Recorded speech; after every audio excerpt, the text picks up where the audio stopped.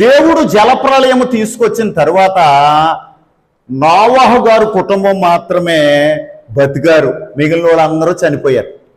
ఈ నోవహు కుటుంబంలో ఎంతమంది ఉన్నారంటే 8 ఉన్నారు. నోవహు గారు, నోవహు భార్య, నోవహు 3 కొడుకులు, 3 కోడళ్ళు. ఎంతమంది అయ్యారు? 8. ఈ 8 కలిసి బాగా వృద్ధి అయ్యారంట. వీళ్ళు వృద్ధి అయిన తర్వాత వీళ్ళ ప్రయాణం చేసి ఒక ప్లేస్కి వచ్చారంట. అది ఏంటంటే షేనారు దేశము.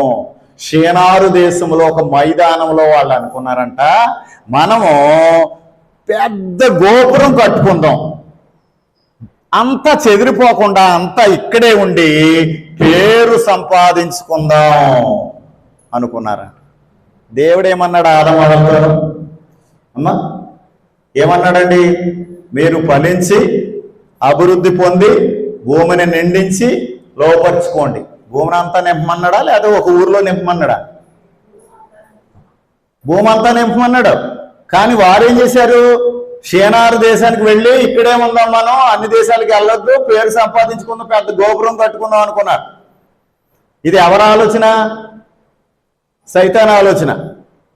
సైతాను అవ్వమ్మ గారి దగ్గరికి వెళ్ళి ప్రేరేపిస్తే అవ్వమ్మ ఏమనుకుంది? ఆ పండు తింటే నువ్వు దేవత అవుతావంటే నేను తినేయాలనుకుంది. అంటే ఏంటి? నేను ఏమవ్వాలి అంటే దేవుడు అవ్వాలని. ఉద్దేశం ఏంటంటే మేము గొప్పవారం కావాలి, మేము దేవుళ్ళం అవ్వాలి. ఇక్కడ అదే ఆలోచన మరలా వచ్చింది వీళ్ళకి. ఎక్కడ? బాబేలు గోపురం దగ్గర మరలా వీళ్ళకి వచ్చింది. ఏమవ్వాలని? ఎత్తైన గోపురం కట్టుకొని మేము పేరు సంపాదించుకోవాలా. దేవుడు మాత్రమే గొప్పవాడు. ఒక భక్తుడు వరం వల్ల దయ్యాలను పోగొట్టవచ్చు, రోగులను బాగు చేయొచ్చు.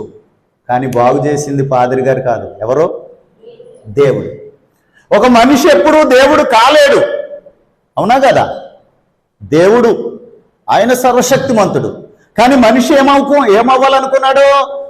దేవుడు అవ్వాలనుకున్నాడు. ఆనాడు ప్రధాన దూత అయిన లూసిఫర్ కూడా నేను దేవునితో సమానమని హెచ్చించుకున్నాడు. కాబట్టి దేవుని బిడ్డలారా, ఇక్కడ బాబేలు గోపురం దగ్గర కూడా ప్రజలు ఏమన్నారంటే ఎత్తైన గోపురము కట్టుకుందాం, పేరు సంపాదించుకుందాం.